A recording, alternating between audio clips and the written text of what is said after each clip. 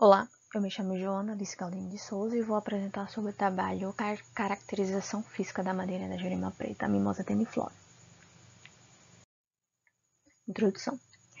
A principal demanda para a madeira no Nordeste brasileiro está associado à lenha, carvão, madeiras ímpares, oriundas de desmatamento de floresta nativa na condição de extrativismo.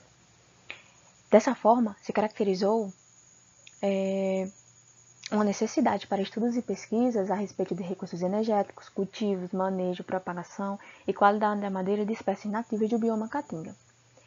E a gente pensou a Mimosa teniflora Jurema Preta como nativa do bioma caatinga e amplamente utilizada para mourões e estacas, porque apresenta uma madeira de alta densidade e resistência a agentes deteriorantes. Então, o objetivo desse trabalho é avaliar a qualidade da madeira da Jurema Preta e, para isso, a gente avaliou os seguintes parâmetros: densidade básica e aparente, teor de umidade e porosidade. Material e métodos.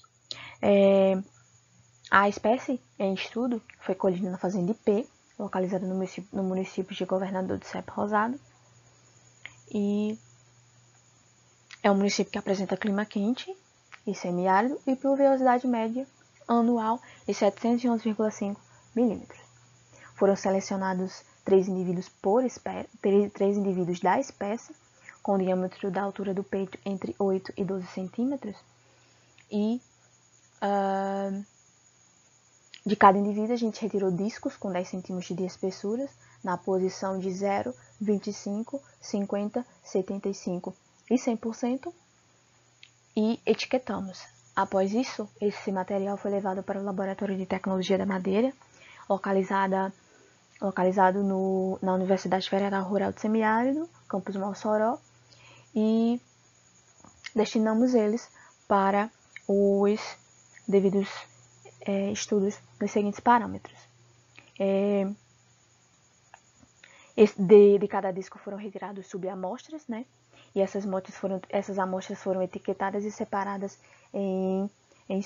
de acordo com sua posição em relação à medula, próxima à medula, intermediário e casca. E estes foram destinados para os ensaios de propriedades física no sentido radial e longitudinal do fuste. Após a confecção dos corpos de prova, eles foram imersos 15 dias em água, até a gente obter o material saturado, quando a massa da amostra estabilizou. E aí, na sequência, a gente determinou o valor pelo método do deslocamento da água.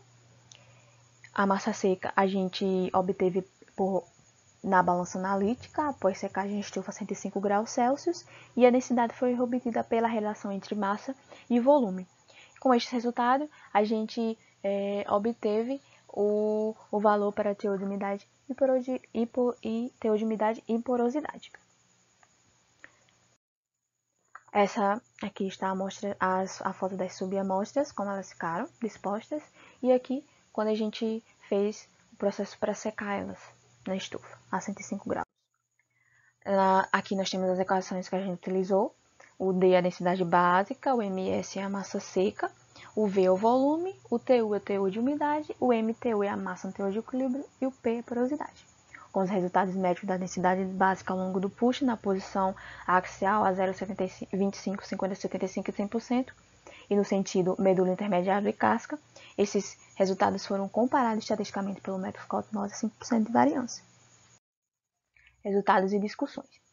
Na tabela 1, a gente tem a variação da densidade da madeira da Jurema Preta nas diferentes posições do tronco, no sentido radial e axial.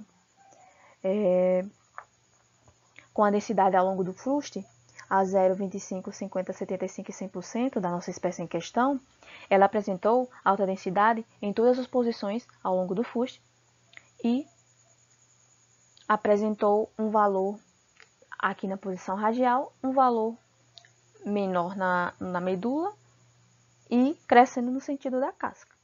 Então, a gente observou que a densidade básica decresce no sentido base-topo e ela cresce no sentido medula-casca.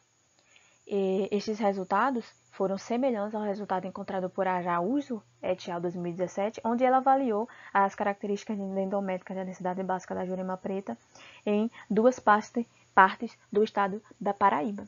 A gente observou uma semelhança nos resultados, quando a gente comparou os resultados dele com o nosso resultado na posição axial.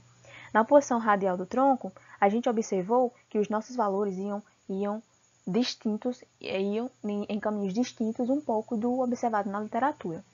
Os valores de Pais et al. 2007, onde ele estudou a resistência natural de 7 espécies de madeira ao fungo do cupim xilófagos, os resultados de Pais, ele observou que no intermediário o resultado decresce e volta a subir na casca. E no nosso resultado, ele cresce no sentido medula-casca. Mas na literatura a gente observou uma distinção de valor. Na distinção do valor.